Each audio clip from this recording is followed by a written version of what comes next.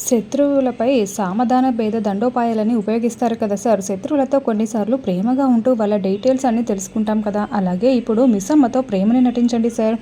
ఏదో ఒకటి చేసి బుజ్జమ్మ ఎక్కడ ఉందో మీకు తెలిసిపోతుంది. అప్పుడు మిస్సమ్మ మీకు అన్ని నిజాలు చెప్పేస్తుంది. ఎందుకు వెళ్ళిందో, ఎన్ని రోజులు ఎన్నిందుకు దూరంగా ఉందో అన్నీ చెప్పేస్తుంది అని రాథోడ్ చెప్పడంతో, ప్రేమగా నటించడమా నేనా అని అమర్ అడుగుతూ ఉంటాడు. తప్పదు సార్, ఎలా ఉంది ఐడియా, ఇది తప్పనిసరి పాటించాల్సిందే అని రాథోడ్ చెప్పడంతో ఇక అమర్ చాలా కష్టంగా అలాగే రాథోడ్ అని అంటూ ఉంటాడు. అయితే రేపటి నుండి మీరు చిలక గోరింకల్లా ప్రేమగా చూపిస్తారు కదా సార్, ప్రేమగా ఉంటున్నారు కదా, లేకపోతే మిస్సమ్మకి గన్ను పెట్టి బెదిరించిన నిజమైతే బయటికి రాదు సార్ అని రాథోడ్ చెప్తాడు. అది కేవలం నటన మాత్రమే రాథోడ్ అని అమర్ చెప్తూ ఉంటే, అలాగే నటించండి సార్, అదే ప్రేమలో మునిగిపోతారు, అప్పుడు మీరిద్దరూ దగ్గరైపోతారు, ఈ లోపల ఏ ప్రమాదాలు రాకపోతే అంతే చాలు అని రాథోడ్ అనుకుంటూ ఉంటాడు. కోల్కతాలో రణవీర్ జైల్లో ఉంటాడు. అప్పుడే లాయర్ జైలు దగ్గరికి రావడంతో రణవీర్ లాయర్ దగ్గరికి వస్తాడు. ఎలా ఉన్నారు సార్ అని లాయర్ అడుగుతూ ఉంటే, ఎలా ఉంటాను, జైల్లో కదా, 5 ఏళ్ల నుండి జైల్లో ఉంటున్నాను అని రణవీర్ కోపంతో రగిలిపోతూ ఉంటాడు. ఈ కేసు క్లోజ్ అవ్వడం చాలా కష్టం సార్, ఇప్పుడు కూడా చాలా కష్టంగా 1 మంత్ బెయిల్ తీసుకువచ్చాను అని లాయర్ చెప్తూ ఉంటే, 5 ఏళ్ల నుండి కేసు నడుస్తున్నా కూడా ఇది ఒక కొలిక్కి కూడా రావడం లేదు, ఇప్పుడు 1 మంత్ మాత్రమే బెయిల్ వచ్చింది, 5 ఏళ్ళు జైల్లో ఆలోచించింది చాలదా, ఇప్పుడు నేనేం చేస్తానో చూడు, ఈ 5 ఏళ్లలో మనోహరి ఒక్కసారి కూడా నన్ను చూడడానికి రాలేదు, నన్ను ఇరికించేసి అది తేలిగ్గా తప్పించుకుంది అని రణవీర్ మండిపడుతూ ఉంటే, సార్ మిమ్మల్ని చూడడానికి రావడం అటు పక్క పెట్టండి, అసలు నేను ఫోన్ చేస్తే లిఫ్ట్ కూడా చేయట్లేదు సార్ అని లాయర్ చెప్తూ ఉంటాడు. ఆ మనోహరిని అస్సలు వదిలిపెట్టాను, నా కూతురు ఎక్కడ ఉందో అమరేంద్రకి మాత్రమే తెలుసు, నా కూతుర్ని తెచ్చుకొని చూడు, ఆ మనోహరిని నేను అస్సలు వదిలిపెట్టాను, చెయ్యి, ఫ్లైట్ టికెట్ బుక్ చేయి, అమరేంద్ర ఇంటికి వెళ్దాం అని రణవీర్ చెప్తూ ఉంటాడు. తెల్లవారగానే అమర్ పేపర్ చదువుతూ హాల్లో కూర్చొని ఉంటే, మనోహరి నిద్రలేచి గుడ్ మార్నింగ్ అమర్ అంటూ అక్కడికి వచ్చి కూర్చొని పేపర్ చదువుతూ ఉంటుంది. గుడ్ మార్నింగ్ మనోహరి అని అమర్ తన పాటికి తాను పేపర్ చదువుకుంటూ ఉంటాడు. అమర్ ఏంటి ఇంకా కోపంగానే ఉన్నాడు, నా మీద కోపం ఇంకా తగ్గలేదా, అంత మూడీగా ఉన్నాడు, బాగికి చెప్పి నా మీద కోపం తగ్గిపోయేలా చేయాలి, ఏదో ఒకటి చేయాలి అని మనోహరి అనుకుంటూ ఉంటే, అప్పుడే బుజ్జమ్మ నిద్రలేచి అమ్మా అమ్మ నాకు పాలు కావాలమ్మా అని హాల్లోకి వచ్చి పిలుస్తూ ఉంటుంది. ఈ పిల్లేంటి నిద్రమత్తులో వచ్చి మర్చిపోయి అమ్మ అమ్మ అని ఇలా పిలుస్తోంది అని మనోహరి తెగ టెన్షన్ పడుతూ ఉంటుంది. ఓ రాత్రి జరిగింది ఈవిడ గారికి తెలియదు కదా, అందుకే ఈ మనోహరి గారు ఇంతలా టెన్షన్ పడిపోతున్నారు అని రాథోడ్ మనసులో అనుకుంటూ ఉంటాడు. కిచెన్లో ఉన్న బాగే ఏంటి అని అడుగుతూ ఉంటే, నాకు పాలు కావాలమ్మా, పాలు తీసుకురా అని ఇప్పుడే నిద్రలేచి వచ్చాను అని బుజ్జమ్మ అడుగుతూ ఉంటే, బ్రష్ చేసావా అని బాగే అంటుంది. లేదమ్మా నాకు బెడ్ మిల్క్ కావాలమ్మా అని పాప అడుగుతూ ఉంటే, బ్రష్ చేయకుండా నేను పాలు తీసుకురాను, నేను ఎందుకు వేస్తాను అని బాగి అంటుంది. అయ్యో అమర్కి నిజం తెలిసిపోతే ఎలా, ఈ పిల్లేమో అమ్మ అని అలా పిలుస్తూనే ఉంది, బాగి కూడా పలుకుతూనే ఉంది అని మనోహరి మనసులో అనుకుంటూ, బాగి అమర్ హాల్లోనే ఉన్నాడు అని చెప్తూ ఉంటుంది. నేను హాల్లో ఉంటే ఏంటి మనోహరి ఎందుకు అలా చెప్తున్నావు అని అమర్ నిలదీస్తూ ఉంటాడు. బ్రష్ చేయకపోతే ఏంటి, పాపకి ముందు పాలు తీసుకురా అని అమర్ అంటూ ఉంటాడు. బ్రష్ చేయకపోతే ఎలా అండి పాలు తీసుకురావడం, బెడ్ కాఫీ లాగా బెడ్ మిల్క్ తాగడం ఏంటి అని బాగి అంటే, బుజ్జమ్మ ఎలా అడిగితే అలా ఇవ్వాల్సిందే అని అమర్ అంటూ ఉంటాడు. ఇట్స్ ఓకే సార్, నేను బ్రష్ చేసిన తర్వాతే పాలు తాగుతాను అని పాప చెప్తూ ఉంటుంది. చూసారా నా మాటే వింటుందంట, ఇంతకీ అన్నయ్యలు అక్క వాళ్ళు లేచారా అని బాగి అంటే, వాళ్ళు నాకంట ముందే నిద్ర లేచారమ్మా అని పాప చెప్తుంది. అంటే నువ్వు లేటుగా నిద్ర లేచావన్నమాట అని బాగి అంటే, తనకిష్టం వచ్చినట్లు it's okay sir, early to bed early to rice అని అంటారు కదా, అందుకే అమ్మ అలా చెప్తుందిలేండి, నేను ముందే నిద్రలేస్తాను అని పాప చెప్తుంది. గుడ్ గర్ల్, చెప్పిన మాట ఎంత బాగా వింటావో, సరే పద బ్రష్ చేయిస్తాను అని బాగి బుజ్జమ్మని తీసుకెళ్తుంది.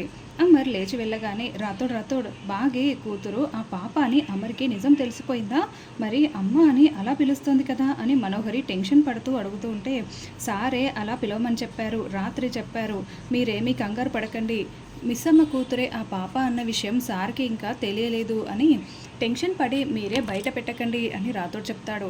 అమ్మయ్య, బాగి ఇచ్చిన మాట నిలబెట్టుకుంటుంది, చూసావా చెంబా అని మనోహరి అంటే, బాగి తను వచ్చిన పని పూర్తి చేయడం మొదలు పెట్టేసింది, నువ్వేమో ఏదో కలలు కంటున్నావు అని చెంబా అంటే, ఏం మాట్లాడుతున్నావు నువ్వు, లేదు బాగి నన్ను అమర్ని కలపడం కోసమే వచ్చింది అని మనోహరి చెప్తుంటే, ఇది ఇలా కలలు కంటూనే ఉంటుంది బాగి, అమర్ కలిసిపోతారు, ఈ మనోహరికి అర్థం కావటం లేదు అని చెంబా అనుకుంటూ ఉంటుంది. ఏంటి మిస్సమ్మ నువ్వంటున్నది అని పిల్లలు అడుగుతూ ఉంటే, అవును నిన్న మీ డాడీయే బుజ్జమ్మని నన్ను అమ్మ అని పిలవమని చెప్పాడు, అలా కలిసొచ్చింది అని బాగా జరిగిన విషయం మొత్తం చెప్తూ ఉంటుంది. అయితే బుజ్జమ్మ నువ్వు చాలా లక్కీ, అమ్మని ఇక అమ్మ అని పిలిచేయచ్చు, సూపర్ మిస్ అమ్మ అని పిల్లలు చెప్తూ ఉంటే, అవును బుజ్జమ్మ మీ డాడీ నీకు సపోర్ట్ చేస్తున్నాడు అని బాగా చెప్పగానే, ఏంటమ్మా అమర్ సారే నా డాడీయా, చెప్పమ్మా చెప్పు, సారే మా డాడీయా అని బాబా అడుగుతూ ఉంటే, అబ్బే లేదే అంజు వాళ్ళ డాడీ అని చెప్పాను అని బాగా కవర్ చేస్తుంది. అవును బుజ్జమ్మ మా డాడీ అనే మిస్సమ్మ చెప్పింది అని అంజు కూడా చెప్తుంది. అవునా, అయితే సార్ మా డాడీ కాదా, ఇంకా సారే మా డాడీ అని ఎంత హ్యాపీగా ఫీల్ అయ్యానో అని బుజ్జమ్మ బాధపడుతూ ఉంటే, సరే సరే స్కూల్కి టైం అవుతుంది కదా వెళ్ళి రెడీ అవ్వు అని బాగా చెప్పడంతో బుజ్జమ్మ వెళ్ళిపోతుంది.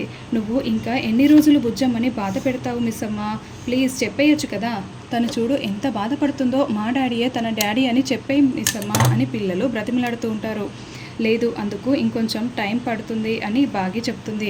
ఇంకెన్నాళ్ళు మిస్ అమ్మ, ఇప్పటికే డాడీకి 5 ఏళ్ళు బుజ్జమ్మ దూరంగా పెరిగింది, ఇప్పుడు పైగా నువ్వు మమ్మల్ని సేవ్ చేసావు కదా, డాడీకి నీ మీద పూర్తి నమ్మకం ఇంకా ప్రేమ కూడా ఎక్కువగా ఉంది, కాబట్టి నువ్వు చెప్తే వింటాడు మిస్ అమ్మ, ప్లీజ్ చెప్పేయచ్చు కదా అని పిల్లలు అడుగుతూ ఉంటే, లేదు మా మధ్య మనోహరి అడ్డుగా ఉంది, మనోహరి వల్లే నేను ఇన్ని రోజులు ఆయనకి దూరంగా ఉండాల్సి వచ్చింది, మనోహరి భాగవతం మొత్తం బయట పెట్టాలి, బుజ్జమ్మకి ఆయనకి నిజం తెలియకూడదు, ఒకవేళ నిజం తెలిసినా కూడా బుజ్జమ్మ సంతోషపడుతుందేమో, కానీ నా మీదున్న కోపంతో ఆయన బుజ్జమ్మని దూరం పెట్టొచ్చు, అప్పుడు మళ్ళీ బుజ్జమ్మ బాధపడుతుంది, అదే నేను తట్టుకోలేను అని బాగి అంటే, కావాలంటే డాడీకి మేము చెప్తాము, మేము చెప్తే డాడీ నమ్ముతారు కదా అని పిల్లలు చెప్తారు.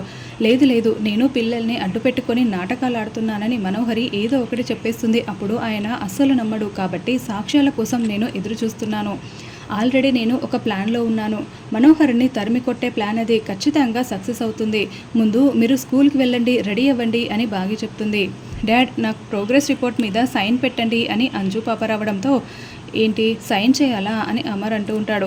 మార్కులు బాగా వచ్చాయి డాడ్, అందుకే మిమ్మల్ని అడుగుతున్నాను, లేదంటే నేనే పెట్టుకునేదాన్ని కదా అని అంజు అనడంతో అమర్ చాలా షాకింగ్గా వింటూ ఉంటాడు. సరే అని మార్కులు బాగా వచ్చాయి అని సంతకం పెడుతూ ఉంటాడు. అంటే అంజు బాగా పికప్ అయిందన్నమాట అంటూ మనోహరి అక్కడికి వస్తుంది. అది సరే మనోహరి నీకు రణవీర్ గురించి తెలుసా అని అమర్ అడుగుతూ ఉంటే, అప్పుడే బాగి మెట్ల దగ్గర నిలబడి ఇదంతా వింటూ ఉంటుంది.